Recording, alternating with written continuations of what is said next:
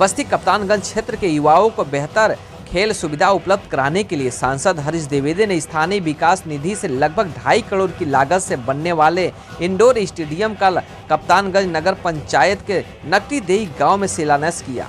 सांसद हरीश द्विवेदी ने वेद मंत्रोच्चार के बीच इंडोर स्टेडियम का शिलान्यास किया। इस दौरान सांसद ने कहा कि भारत सरकार और उत्तर प्रदेश सरकार जहां समाज के हर तबके के उत्थान के लिए प्रयासरत है, वही खिलाड़ियों को बेहतर से बेहतर प्लेटफार्म उपलब्ध कराने के लिए कृत संकल्पित है। उसी का परिणाम है कि खेलो इंडिया और सांसद खेल महाकुंभ जैसे तमाम प्रकार की योजनाएं चलाई जा रही है।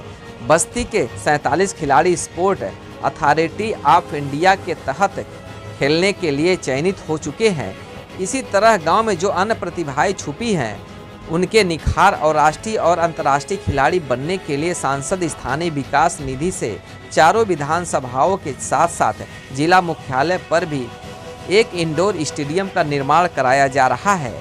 इन सब का कार्य नवंबर महीने तक हर हाल में पूरा कर लिया जाएगा। उन्होंने शासन की तमाम योजनाओं का जिक्र करते हुए लोगों से कहा कि आज तक भारत की तरफ पूरी दुनिया के लोग आशा भरी उम्मीद से देख रहे हैं।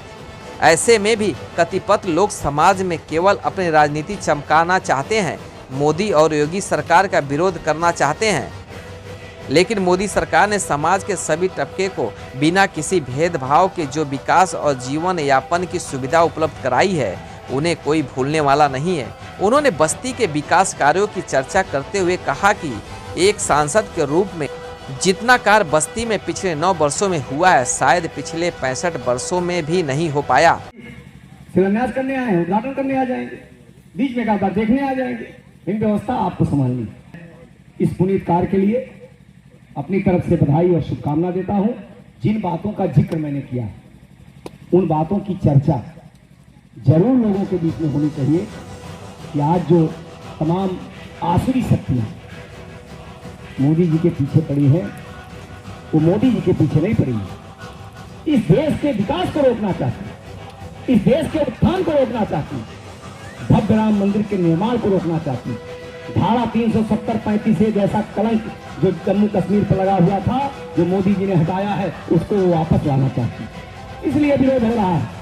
इस बात को लोगों के बीच में ले जाना चाहिए ताकि जितना अधिकतम हो सकता है। मैं तो सारे साथ कहता हूँ भाई ठीक है, प्रधानमंत्री जी के क्षेत्र में, मुख्यमंत्री जी के क्षेत्र में, 2-4-5 नेताओं के क्षेत्र में ज्यादा काम हुआ हो, लेकिन देश के टॉप 10 सांसद के क्षेत्र में जितना काम हुआ होगा, उससे कम काम बस्ती जिले में नहीं हुआ।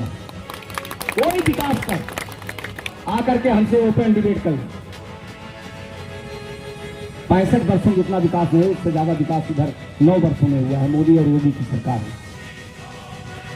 तो इस नाते ये सब बड़े परेशान छटरा रहे हैं। अच्छा जरूर जाइए, उसको समझने की आवश्यकता है। मैं इस अवसर पर आप सभी प्रधानमंत्री हैं, कुछ तो जब भी आप देखिए, महाभारत हो, रामायण हो, कोई भी अगर पुण्य काम हुआ है तो उसको डिस्टर्ब करने के लिए, उसमें विघ्न डालने के लिए कुछ लोग आए हैं नहीं आए हैं? बताइए, आए नहीं आए? हमेशा आए हैं, हमेशा आएंगे। अब यहां शिलान्यास हो रहा है। जिन लोगों ने 30 सालों में एक काम गिनाने की स्थिति नहीं है, उनके पेट में दर्द होगा नहीं होगा? होगा नहीं होगा भाई? स्वाभाविक है, क्योंकि वो गरीबों के बच्चों के लिए, मजदूरों के बच्चों के लिए, दलितों पिछड़ों के बच्चों के लिए वो काम नहीं कर रहे हैं। वो राजनीति नहीं, वो अपने बच्चे के लिए राजनीति कर रहे हैं। चुनाव आने वाला है, अब चुनाव आएगा तो ऐसी शक्तियां थोड़ा सक्रिय होंगी, तो सक्रिय होंगी तो उनको इंडोर स्टेडियम नहीं दिखाई पड़ेगा, ऑडिटोरियम नहीं दिखाई पड़ेगा, मेडिकल कॉलेज नहीं दिखाई पड़ेगा, इंजीनियरिंग कॉलेज नहीं दिखाई पड़ेगा, टांडा से लुम्बिनी का रोड नहीं दिखाई पड़ेगा, राम जानकी मार्ग नहीं दिखाई पड़ेगा, मखौड़ा, मोड़ा, सिंगिनारी, सावनी, अगौना, भदेश्वर नाथ मंदिर नहीं दिखाई पड़ेगा, देवरिया का मंदिर नहीं दिखाई पड़ेगा, उनको भोखरी का पावर प्लांट नहीं दिखाई पड़ेगा, उनको भीवरा से लेकर के करचोलिया की सड़क नहीं दिखाई पड़ेगी, उनको बबनान से लेकर के वाल्टरगंज की सड़क नहीं दिखाई पड़ेगी, उनको मूल घाट से लेकर के दुगोला की सड़क नहीं दिखाई पड़ेगी। उनको दिखाई क्या पड़ेगा? जाति। वो जाति देखते हैं, क्योंकि उनको लगता है अगर जाति में हम उलझे रहेंगे तब तो हमको लाभ मिलेगा। और जतियों के लिए नहीं करते हैं। हम किसी भी मंच पर ऐसे लोगों से खुलेआम डिबेट कर सकते हैं। किस जाति के लिए किसने काम किया बताइए? अपने परिवार के, जाति का सहारा लेकर के अपने परिवार का उत्थान करना। तो ऐसे लोगों के अगर पेट में दर्द होगा तो सड़क पर बैठ करके, अब यहां हो रहा हो सकता कप्तानगंज चौराहे बैठ करके लोग कह रहे हैं, बताइए इसकी क्या आवश्यकता थी? इसकी क्या आवश्यकता थी? तो मैं लोगों से कहता हूं भैया, अवसर सबको बस्ती की जनता ने दिया। सर विधायक रहा, कोई किसी के परिवार में कोई एमपी था, कोई एमएलए है, 5 काम अपने निधि का गिना दे और दिखा दे। मैं तो 9 साल के निधि का हिसाब मेरे पास है। हमने छोटा काम किया ही नहीं, देखने वाला किया। ऑडिटोरियम बनवा दिया, ओपन जिम बनवा दिया, इंडोर स्टेडियम बनवा रहा हूं, ये मेरे निधि से बन रहा है। बड़ी बड़ी रोडें बनवा दिया, तो सबके सामने है। तो मैं इस बात का जिक्र इसलिए कर रहा हूं कि कोई भी जो जाति की बात करता है, वो जाति की बात जाति के विकास के लिए नहीं करता है। कितना बड़ा परिवर्तन बस्ती की राजनीति में हुआ है, लोगों के ध्यान में नहीं। मैं अपनी पार्टी का कोई छोटा नेता नहीं हूं। मैं बीजेपी, और वह बीजेपी जो दुनिया की सबसे बड़ी पार्टी है, जिसके नेता दुनिया के सबसे लोकप्रिय नेता है, उसका मैं राष्ट्रीय मंत्री हूं।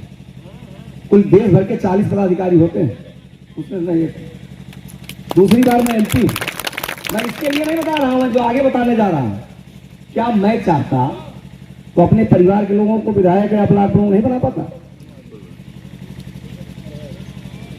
मैं तो नहीं सोचा। मैं तो सोचा कि बस्ती के, हो सकता है कि किसी को मिला हो, किसी को ना, लेकिन मिला तो कार्यकर्ता को ही। पहली बार बस्ती जिले के इतिहास में 3 निशान ब्लॉक प्रमुख बने हैं, नहीं बने बताइए? पहली बार। ये बोला जी है, इतिहास पता कर लें। आज तक क्यों नहीं बने? क्योंकि जो लोग बनते थे उनको अपने परिवार से मतलब था, अपने रिश्तेदार से मतलब था। परिवार से हटे तो रिश्तेदार तक पहुंच गए।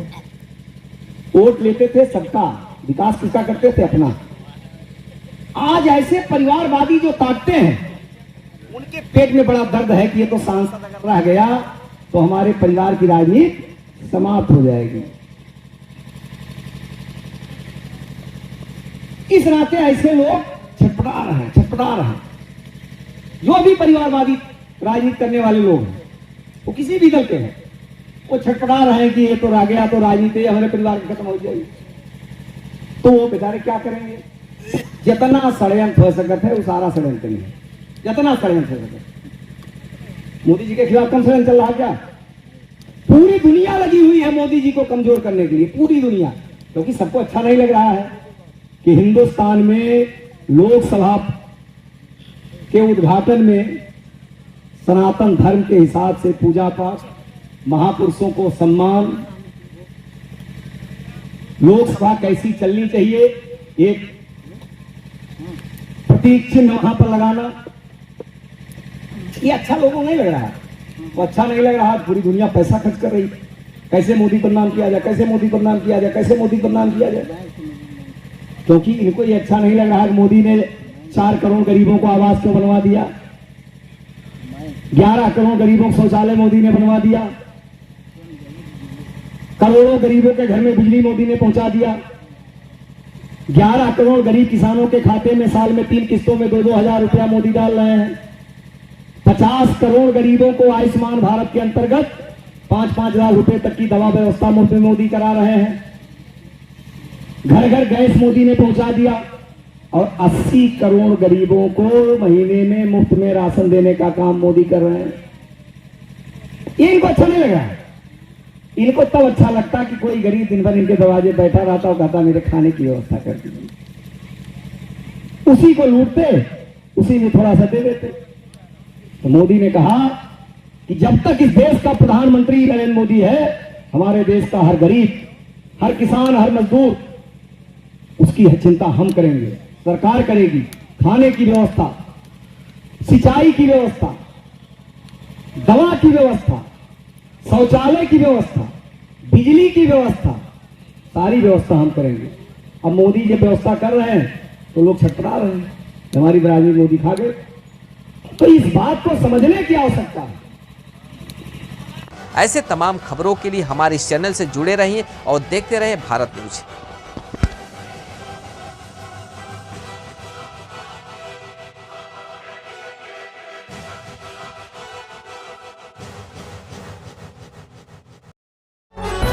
आप देख रहे हैं भारत न्यूज, हर खबर आप तक।